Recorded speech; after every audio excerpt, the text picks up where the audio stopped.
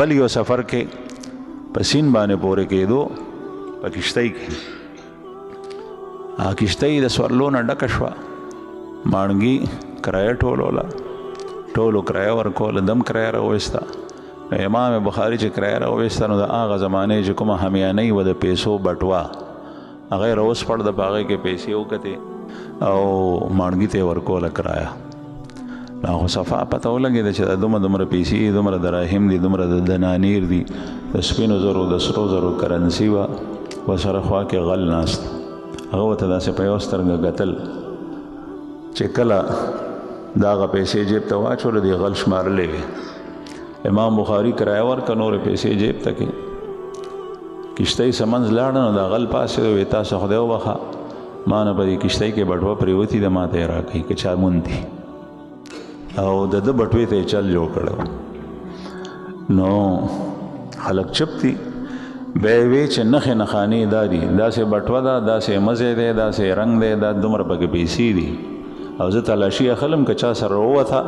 نو بیا به بېعزتي وي نو ما ته یې راکړي امام بخاري چې دا نښې نښانې واورېدې د پیسو شمېر نو هغه وی چې دا خو زما بټوه حیران شو چې بټوه زما ده او دا سړی څنګه وایي چې دا ما نه پرېوتې پوه شو چې دا خو ده دې ته چل جوړ کړی دی اوس که زه ډېره صفایي وړاندې کوم او دا بټوه ما سره راووته نو دا زما بېعزتي ده او زه په داسې سفر روان یم چې هغه د علم دین سفر دی د رسول الله صلی الله علیه وسلم د احادیثو د جمع کولو سفر دی نو دې وخت کې به زما دا سفر بدنام شي دې سره به زه بدنام شم بیا به دا علم دین بدنام شي چې دا خلک داسې کوي لکه نن سبا که نور څوک هر څه چې کوي خو که طالب سګرټ خوله کې نیولی نو بیا ټول خلک دغه وایي چې وګوره د مدرسې طالبان داسې د دې وجه دا ده دا طالبانو ته په دې خفه کېدل نه دي پکار او دا رښتیا دي وجه یې دا ده چې سپینې کپړې چا اچولي په هغې باندې د پن نه سیایي پرېوته نو هغه پې د وری ښکاري د هغې داغ او ډېر بد ښکاري او چې چا تور واسکټ یا تور پټکی په سر کړی او په هغې باندې سیایي پرېوته نو هغه نه ښکاري نو چې د چا د عمل او کردار لمن هغه سپینه صفایي هغه چې بیا سګرټ خولې ته ونیسي نو ټول خلک هغه ته سپک ګوري او نسبت ورته کوي غلط او چې کله د چا کپړې او لباس تور وي او لمنې تورې هغه په دنیا په بدعملیو باندې ککړ وي نو هغه ته داسې نه ښکاري بهرحال امام بخاري رحمه الله هغه بټوه واغشته او هغه یې سیند ته وغورځوله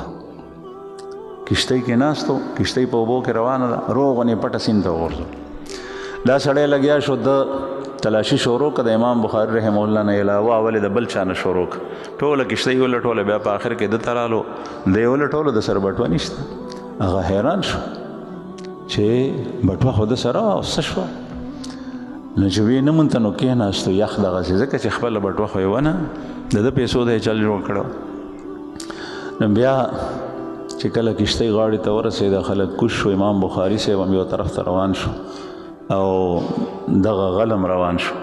نو په چاخو خپو باندې او په چاخو قدمونو امام بخاري رحمه الله پسې ورسېد دو په دوه دي اوس ورته وایي صاحب یو تپوس ته نه کوم دا بټوه خو زما نه وه دا ستا وه ما ورته چل جوړ کړی تم په دې پوه یې او زم پې پوه یم خو دا راته ووایه چې هغه څه شوه هغه ورته وایي چې خو ما سیند ته وغورځوله خپله بټوه په دومره پیسې پکې دومره دراهم او دومره دنانیر او دا د سیند ته ولې وغورځوله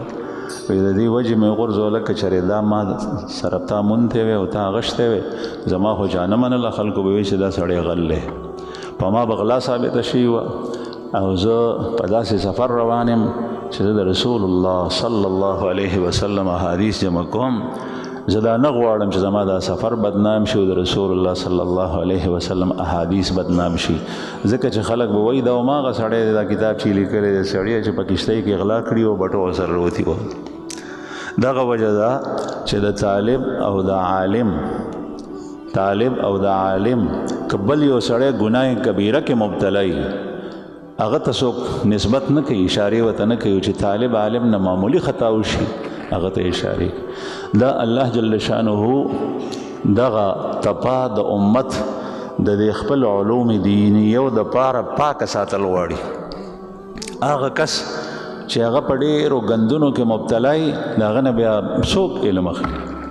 پرېږده بلکې دا خو لاسه کې که یو سړی خپل وخت تقسیم کړي څه یونیورسټۍ ته او کالج ته ورکړی او څه وخت یې مدرسې ته ورکړی او د انتهایي ماهر او ذهین او ذکیم وي نو زمونږ مشاهده دا ده مونږ لیدلی دي هغه نه خلک احادیث نه اخلي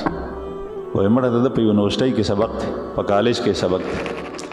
او د ده په مقابله کې هغه کس چې هغه خپل ژوند ټول دې دپاره وقف کړی دی د هغه نه اخلي نو عرض مې دا کولو چې دا علم ډېر په ګران راځي